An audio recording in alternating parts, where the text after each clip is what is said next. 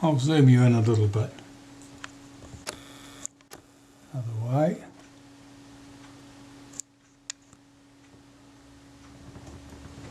I think that's going to stay sharp enough to see.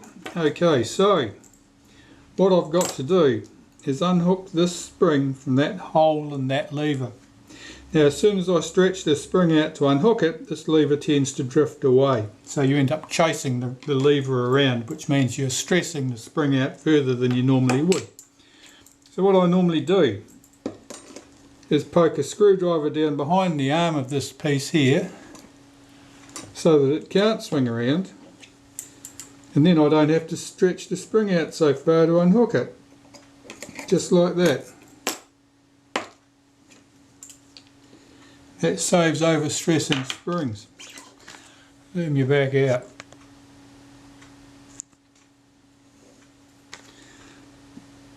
So we can take that little sector gear out.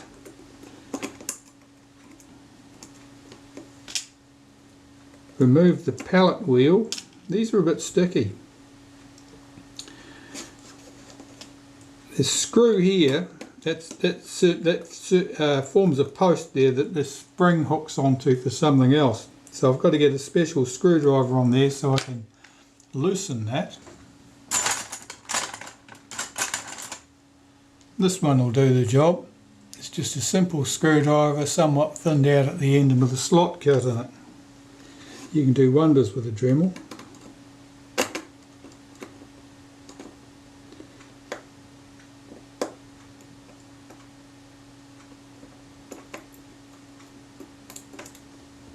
Okay, there's that. Complete with the spring. The return spring on there is for the flash sink settings lever. Right, the B lever, can we get that out? Might need to swing that into the blade's open position to achieve that.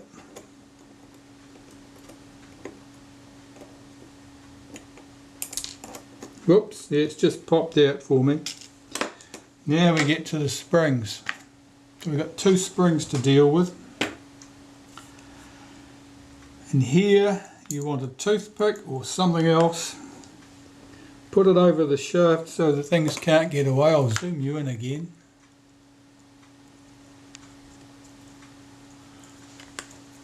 So normally I just put something over the shaft so it can't get away, and then wriggle the spring off and then lift it away. There's our spring. That's the return spring for the B lever. And the other spring is this one here, and basically it's the same deal. Hold something over the shaft so that the spring can't get away, pick up one end of it, unhook it, and then lift it carefully away.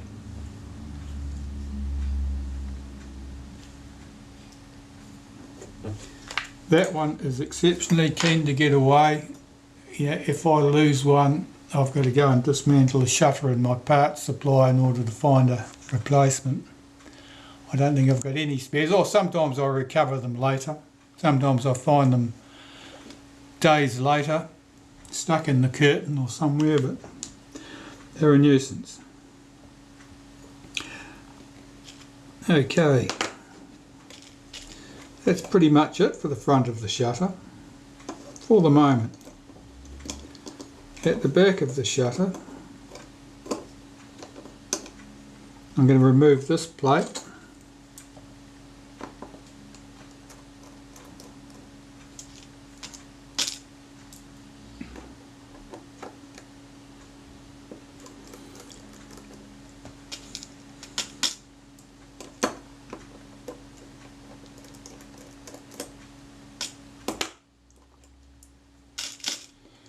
And this plate is the flash sink settings lever. Let's get that off.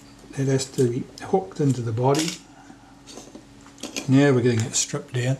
I've just transferred that to a wooden block to make it easier to work on. That shaft here I've got hooked over the edge of the wooden block so it's not holding things up. Got 3 screws. Oh, and they're tight.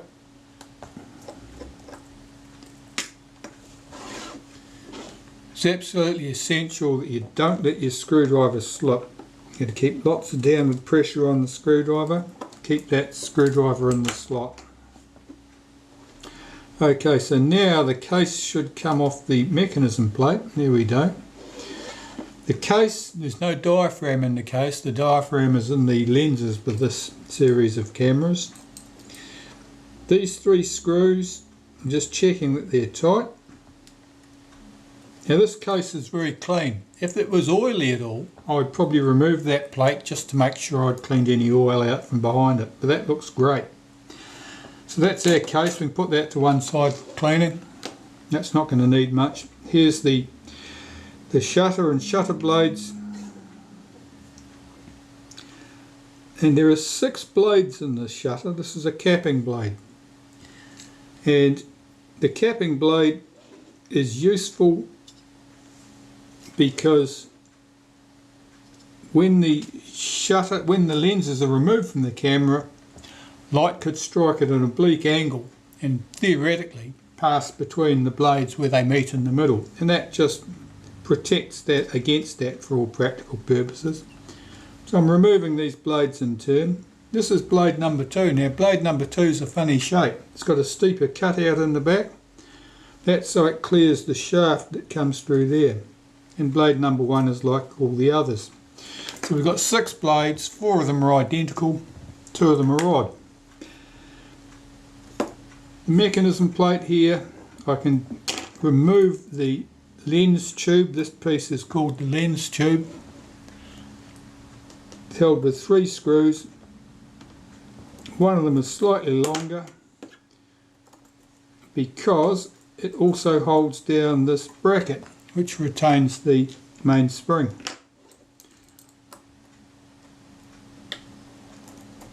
It's about 1/4 millimetre longer, I think. Enough to see, and it certainly makes a difference. So the lens tube comes off. Our main cam comes off now, and the blade actuating ring.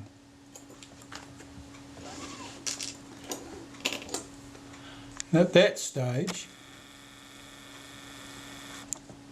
the shutter is pretty much stripped down with all our bits and pieces.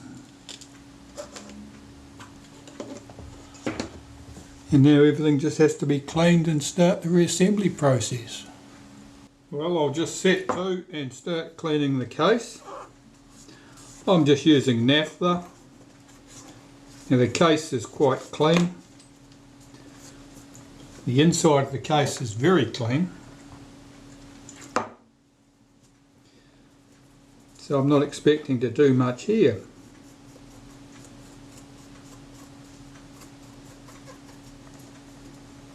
There's grease here, graphite grease on that detent.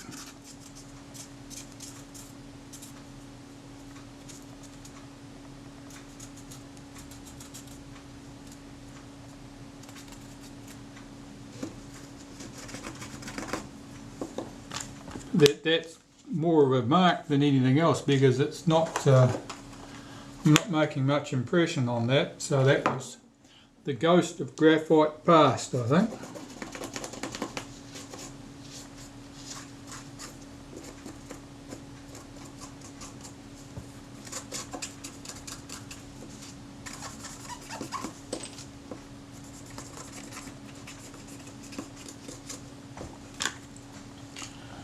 Right, I'll just once round this and then on to the next bit. The mechanism plate looks pretty good too. I can see where it's been cleaned previously, and you can see where the cleaning started and stopped.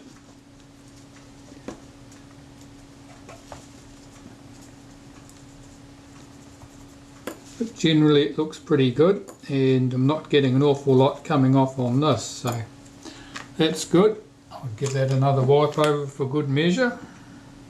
And it's important that there's be no loose oil on these surfaces.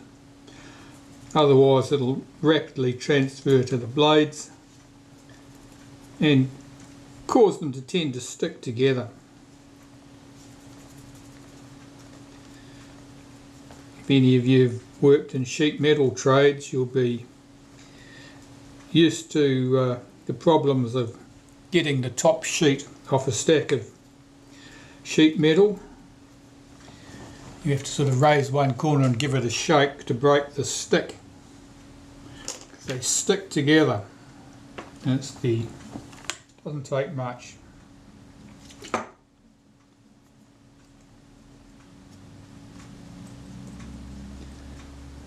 Anything thin and highly polished, and particularly flexible things that, like the shutter blades, are very, very good at sticking together.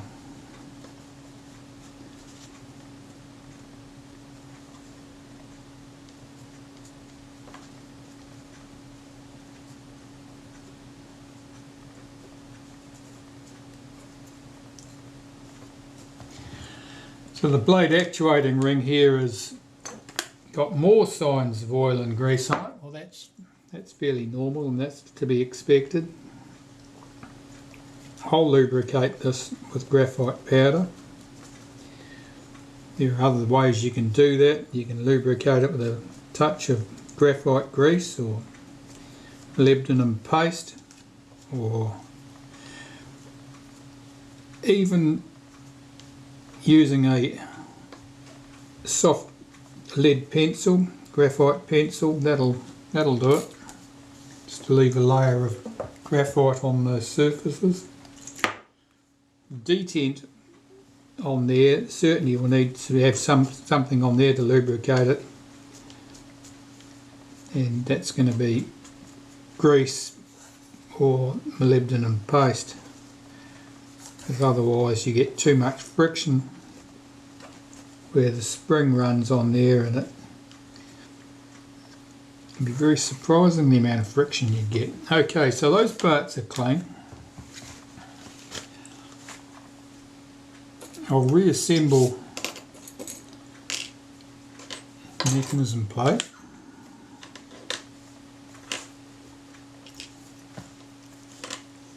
We're in the picture only just. Okay, so the detent spring here I've got to watch.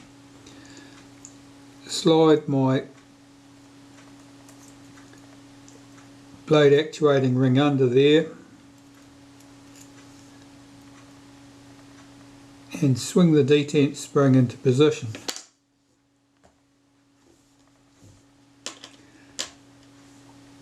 The lens tube only goes on in one position. The pallets are just caught under there. I'll just push them back out of the way. There are 3 screws that hold this down, so I want the 2 shorter screws at the moment.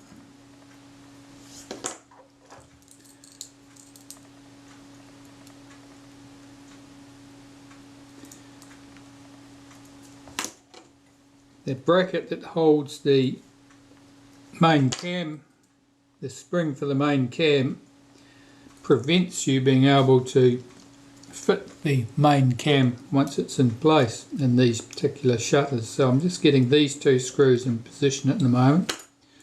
I'll leave the other one. I'm checking the action of the blade actuating ring. It's nice and smooth, no problems there. So I'll lubricate this with a bit of graphite powder. Alright, just pop a bit of graphite powder down there and just work it in.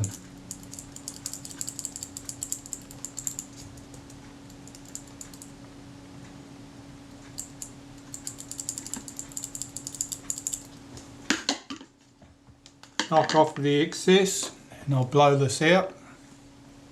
And that is ready to go back in the shutter. So we have our mechanism plate and our case ready to go, and I just need to clean these shutter blades. And these are all just dealt with the same way. I'm sure that'll just turn to black on white in the camera. I'm sorry about that. I don't have any control over the exposure of this camera. when I'm doing videos. I would if it was stills.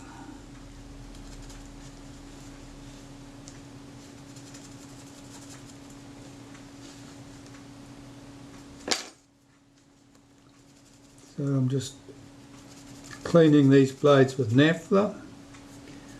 I'm looking closely at this. I've got the window light coming in from my side here, so I can judge from the light playing on those surfaces how clean I've got that blade.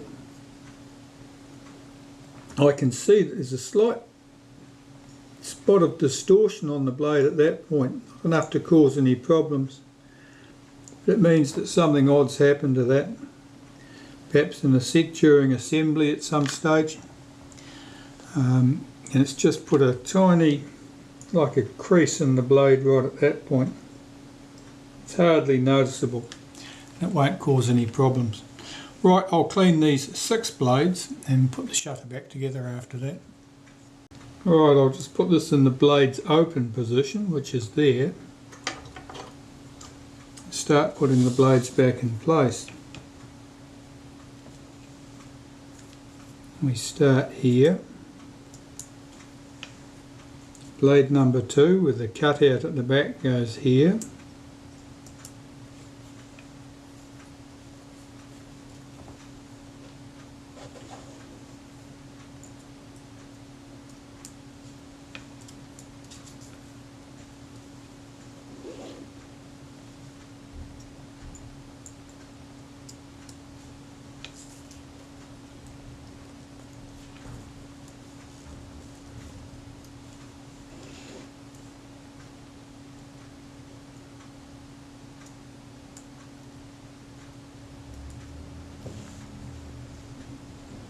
And the final blade, the capping blade, goes back over blade number 1.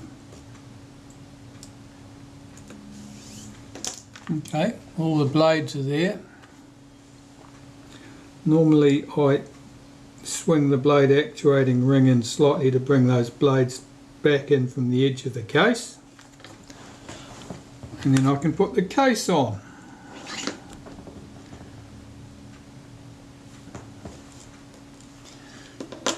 Now this post, that round post, has to go through the square hole. Don't ask me why we've got a round post in a square hole. Who would know the reason for that? It's just the way it is.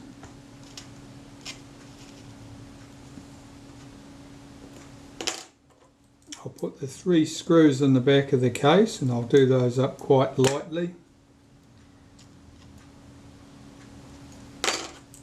because I'll want to ensure that the blades are all correctly positioned, that nothing jumped off its pivot while I was putting the case over the top. Okay, let's see what happens. Yeah, they open and close nice and smoothly, so I can tighten those 3 screws up.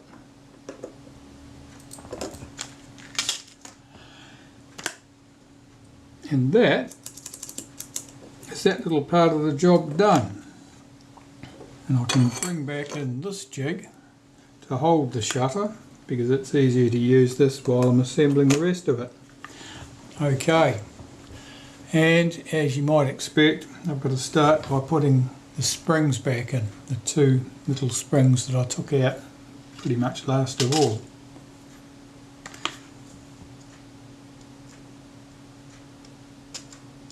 And they are this one and this one, and I'm going to go away and get a finer pair of tweezers to help me fight these ones into place. Here I have them. They're very pointy. I hate them. I end up sticking them in my fingers very often. Alright, so get this spring in place. I'll hold a toothpick over the centre so that the spring can't get away. I've got to pick up the end of the spring in my tweezers, lift it over the top of the other spring, hook it behind that post.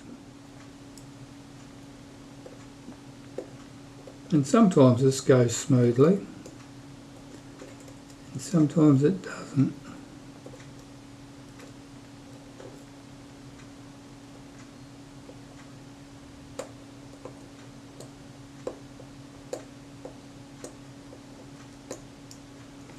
Yeah, that was a bit of a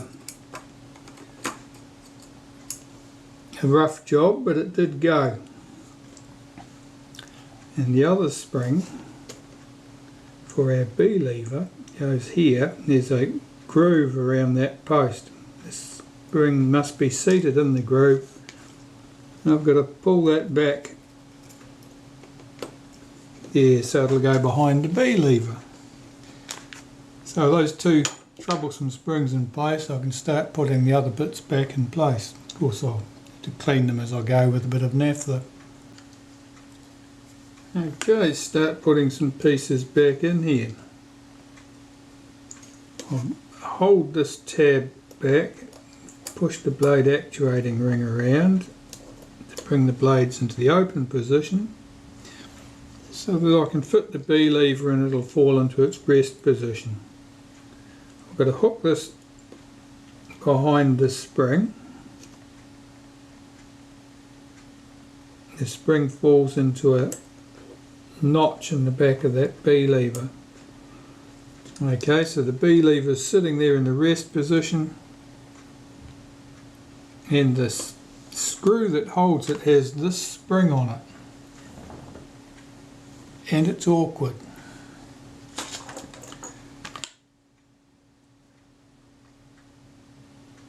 But to get that screw in position without getting the spring on the wrong side of the pin there.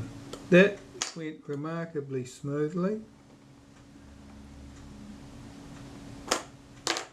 Check that the B lever moves. It does. Okay, the tail of the spring, lift that up, swing it across and drop it back down the other side so that the spring is acting against this lever at this end. The B lever is swinging normally. If I hold back the B lever with my finger, I can pull the blade actuating ring back to the rest position with the blades closed. Very good. Now, I'll just get a little bit of molybdenum paste here, and that detent spring, I'm just going to run some around that post and onto the detent spring so that when we move the blades, which won't move at the moment because that catch is holding them, that the action is nice and smooth. That's good. Okay, so onwards and upwards. Here are the pallets, or the pallet wheel for our flash sink. Just check that that moves freely. That looks good. That's driven by this little lever with a sector gear on it, and the catch at the end of that sector gear, I just put a touch of molybdenum paste on there so that it latches and unlatches smoothly. That goes on the post here.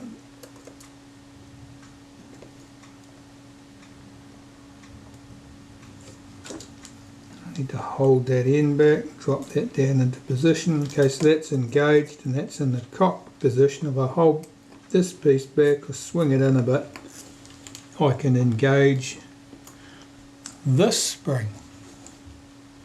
I'll need to use my pliers to get this spring in place.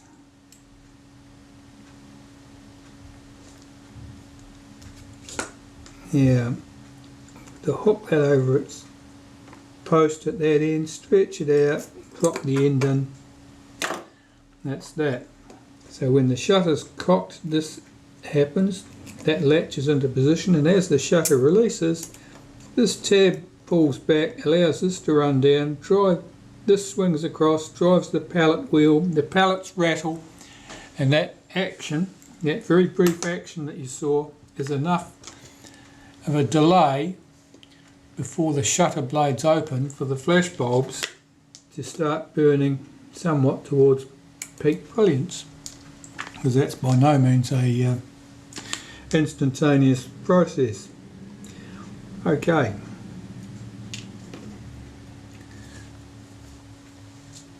This piece, let's put a wipe of molybdenum paste through that.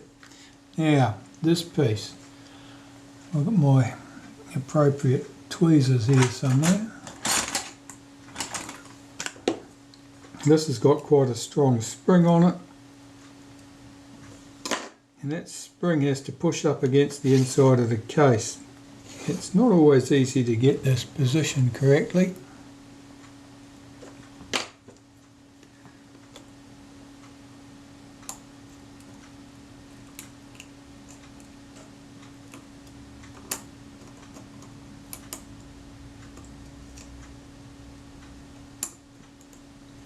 And today is no exception.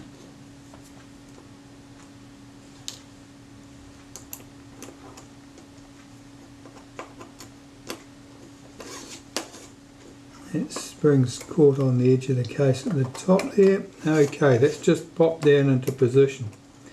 Yeah, the tail of that spring, you have to watch that. If it's sticking down too low, it'll actually foul the blade actuating ring. It's a bit of an awkward arrangement.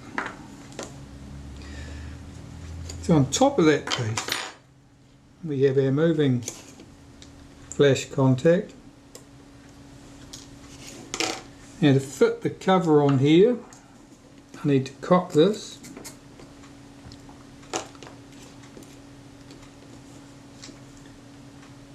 Here is the cover, and that goes on a couple of little levers on it. That goes on like that.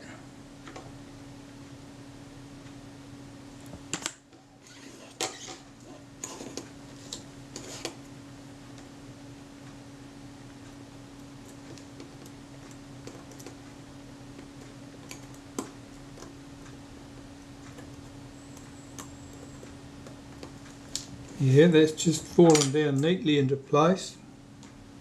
If this lever in particular is not positioned correctly, that's floating there towards the centre of the case. If that's tucked up underneath, it won't go well.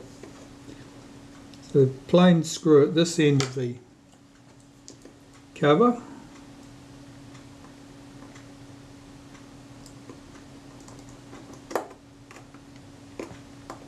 And at the other end we've got a return spring.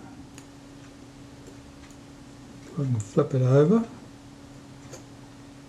which sits on here like this, and there's a shoulder screw, and that spring must be free to revolve around the shoulder of that screw.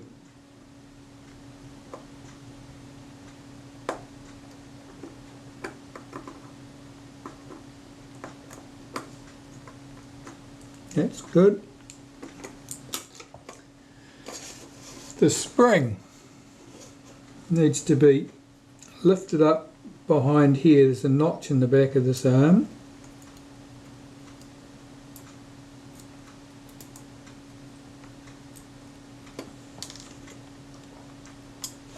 So now this arm is sprung loaded. This arm is the latch that holds our main cam in the cocked position, in which is released by the shutter release mechanism. So here's the shutter release arm itself. I'm just going to put a very tiny wipe of molybdenum paste on there. This drops in there. The tab on it must go underneath the B lever, and the spring must come right around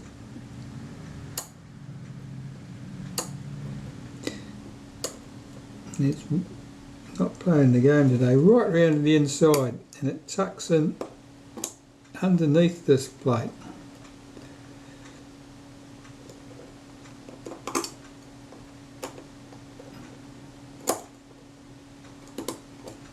That's better. That one was unusually awkward. I don't know why.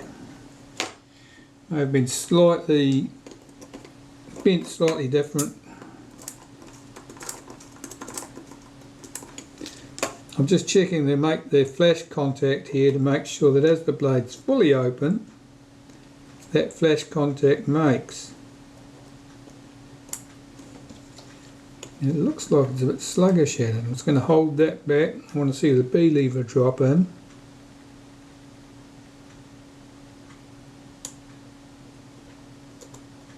Yeah, that fixed contact here, I'm just going to put my tweezers behind it to bend that out slightly.